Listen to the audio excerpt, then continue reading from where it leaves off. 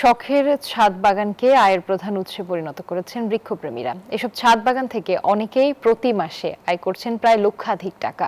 ছাদ বাগান করতে নগরবাসীদের প্রশিক্ষণ ও উৎসাহ দেওয়া হচ্ছে বলে জানায় কৃষি বিভাগ। রাজশাহী থেকে মতিউর মুর্তজার প্রতিবেদন।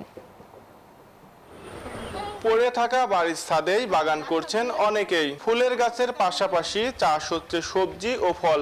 শখের বাগানই এখন অনেকেরই আয়ের প্রধান উৎস।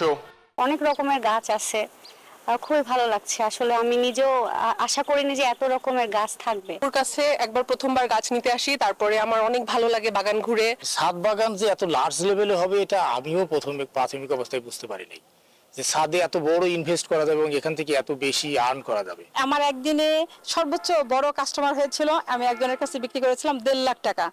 আর একদিনে মানে কয়েকজন কাস্টমার মিলে আমি 2.5 লাখ 2,65,000 টাকা সেল করেছিলাম। নিরাপদ সবজি ও ফল চাষে ছাদ বাগানীদের উৎসাহিত করা হচ্ছে বলে জানান এই কর্মকর্তা।